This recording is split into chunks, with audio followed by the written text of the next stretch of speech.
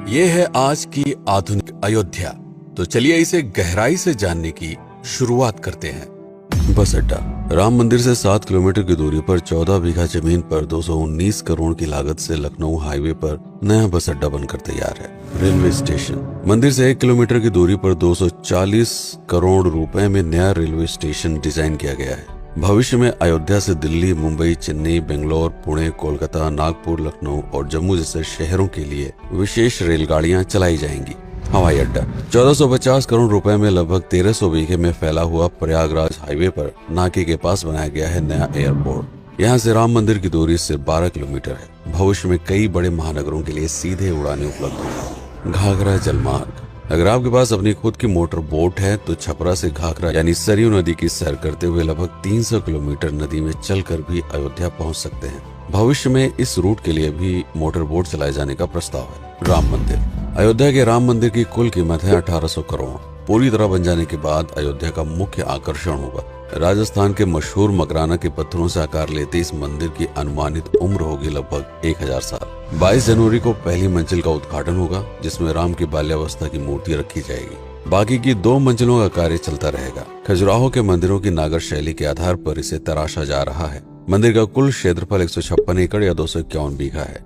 हनुमानगढ़ी। राम मंदिर से लगभग 800 मीटर की दूरी पर स्थित है हनुमानगढ़ी। मंदिर के आवासीय परिसर को मिलाकर यह लगभग 52 बीघे में फैला हुआ है। मंदिर की 76 सीढ़ियां चढ़कर हनुमान जी के दर्शन के बाद ही राम मंदिर में जाने का विधान है। यह मंदिर अयोध्या शहर के ठीक बीच में एक ऊंचे टीले पर बना है। शहर की तरफ आने वाले आक्रमणकारियों के आने की सूचना यहीं से प्राप्त करके अयोध्या के राजा तक भेजी जाती थी। इतिहासकारों के अनुसार जितनी बार भी अयोध्या पर आक्रमण हुआ उतनी बार इस मंदिर को भी विध्वंस झेलना पड़ा। हालांकि सन्यासियों ने हर बार इस मंदिर को फिर से खड़ा किया। आज ये मंदिर रामानंद संप्रदाय और निर्वाणी अखाड़े के अधीन है। राम की पेड़ी। अयोध्या को सरयू नदी की भयंकर बाढ़ से बचाने के लिए इस बांध का निर्माण किया गया था, जिस पर श्रद्धालुओं के स्नान के लिए कई घाट बना दिए गए थे। इतिहासकारों के अनुसार जितनी बार भी बांध टूटता था, सरयू का पानी अयोध्या की गलियों में घुस आया करता था। इसी बाढ़ से बचने के लिए पूरे अयोध्या में जगह जगह पर ऊंचे टीले बनाए गए थे, जैसे राम टीला, हनुमान टीला, लक्ष्मण टीला। आज ये बांध अयोध्या का मुख्य पर्यटन स्थल बन चुका है। हर दीपावली पर यहाँ लाखों दिए जलाकर रामायण की उस घटना को उत्सव के रूप में मनाया जाता है जब श्री राम अयोध्या वापस लौटे थे। अयोध्या के कई बार उजड़ने के पीछे एक कारण इस नदी को भी माना जाता है। हालांकि इसी नदी की वजह से यहाँ पर गन्ने की खेती बड़े स्तर पर की जाती है। लता मंगेशकर चौराहा। नया घाट और बस स्टैंड के पास ही अयोध्या का मुख्य चौराहा 6.7 करोड़ रुपए में बनकर तैयार हुआ है। पद्मश्री से सम्मानित राम सुथार जी ने 2 माह के कठिन परिश्रम के बाद इस 40 फीट लंबी वीणा को आकार दिया। 14 टन की इस वीणा को लता जी के स्मृति चिन्ह के रूप में यहाँ पर लगाया गया है। इसीलिए इसका नाम नया घाट चौराहे से बदलकर लता मंगेशकर चौराहा कर दिया गया है। धर्मपथ। नया घाट से कुछ पहले सड़क के दोनों तरफ 30 फीट ऊंचे 40 सूर्य स्तंभ लगाए गए हैं, जिसे धर्मपथ का नाम दिया गया है, जो श्री राम के राजकुल सूर्यवंश का प्रतीक है।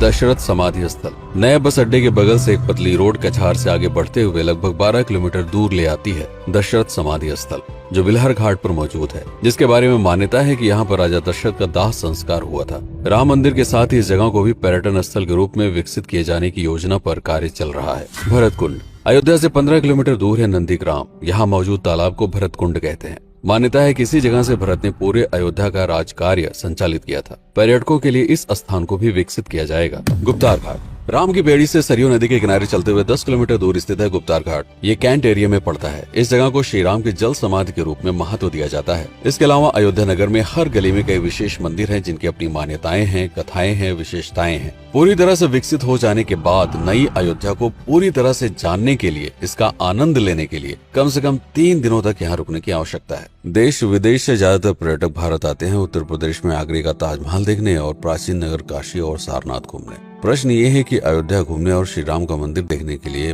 भला विदेशी क्यों आएंगे? और इसका कारण है भारत में लिखी गई राम कथा की सबसे पहली और प्राचीन पुस्तक रामायण। भारत में रामायण के अलावा कंबोडिया में रीमकेर, थाईलैंड में रामकियन जो कि वहाँ की राष्ट्रीय पुस्तक है, इंडोनेशिया में ककनिक, नेपाल में भानुभक्त रामायण जैसी पुस्तकों में वाल्मीकि की रामकथा से प्रेरणा लेकर इसे अपने अपने देश की संस्कृत के हिसाब से फिर से लिखा गया है। पात्रों के नाम, कुछ नई घटनाओं के अलावा मूल रामकथा सभी में एक जैसी है। इसके अलावा भारत में ही रामकथा को लेकर संस्कृत में 7 संस्करण, हिंदी में 3 संस्करण, गुजराती में 47, उड़िया में 14, तेलुगु में 5, कन्नड़ में 4 और अन्य भाषाओं में लगभग 17 संस्करण मौजूद हैं। इसके अलावा लिखे गए नाटक, कविताएं आदि को भी अगर मिला दिया जाए तो इस दुनिया में 300 से अधिक तरह से राम कथाएं बार बार लिखी गई हैं। इन सभी राम कथाओं पर कई विशेषज्ञों ने समय समय पर अध्ययन किया और अपने विचार दिए। Father Kamil Bulcke, Hermann Jacobi, Wendy Doniger, Edward अल खरर, Alf Hiltebeitel, Paula Richman, Aubrey Menen, Ramesh Menon, Radha Vishwanath, Shantanu Gupta, Meenakshi Jain, Lala Sitaram, Swami Gyanananda Saraswati जैसे कई लोगों ने समय समय पर राम कथा को लेकर गहन शोध किया और इसमें छिपे हुए मूल कथा के साथ ही इसके इतिहास को समझने का प्रयास भी किया। राम कथा थी कौशल प्रदेश के द्वारा किष्किंधा और लंका पर विजय प्राप्त करने की पहली बार एक अखंड भारत के निर्माण की। रामायण महत्वपूर्ण इसलिए हो जाता है क्योंकि ये अखंड भारत युद्ध से अधिक व्यक्ति के आदर्शों, सूझबूझ, मित्रता जैसे गुणों से स्थापित हुआ। रामायण एक ऐसा डॉक्यूमेंट है जो ये समझाता है कि भारत पहली बार एक कैसे हुआ। इसलिए ये गाथा न तो कभी भुलाई जा सकती है और न ही कभी मिटाई जा सकती है। और आज की अयोध्या उसे अखंड भारत का एक प्रतीक है, अपनी संपन्नता के कारण जिसने समय समय पर बाहरी आक्रमणकारियों का भी सामना किया। अयोध्या की इसी संपन्नता ने यहाँ पर मुगलों को भी आकर्षित किया। महात्मा बुद्ध भी यहाँ पर रुके, सिखों के गुरु साहब भी आए और जैन धर्म के तीर्थंकर भी।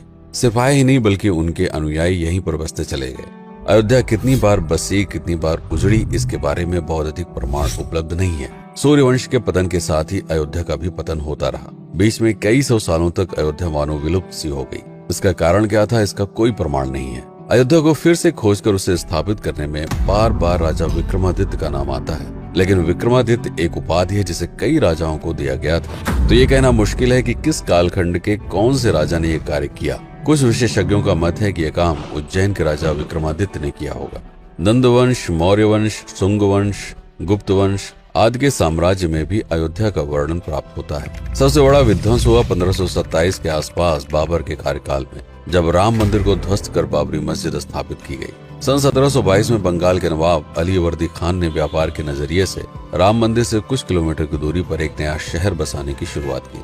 1730 में अवध के पहले नवाब सादत अली खान ने इसका नामकरण किया फैजाबाद। इन्हीं के उत्तराधिकारी सुजाउद्दौला ने इसे अवध की राजधानी बनाई। 1775 में अवध के चौथे नवाब असफुद्दौला ने फैजाबाद की जगह लखनऊ को अवध की राजधानी घोषित की। रावण अहंकार का प्रतीक और श्री राम विनम्रता के सूचक। सत्ता में आने के बाद हर व्यक्ति को यह बात हमेशा ध्यान में रखनी चाहिए, सिर्फ रंग रोगन और पत्थर लगवाने से राम राज्य नहीं आएगा, बल्कि जिस दिन स्कूल, अस्पताल और सरकारी संस्थानों से भ्रष्टाचार खत्म होगा, लोगों का मुफ्त इलाज और अपनी भाषा में उच्च शिक्षा उपलब्ध होगी, उस दिन भारत उस पायदान पर खड़ा होगा जहां कभी हम हुआ करते थे।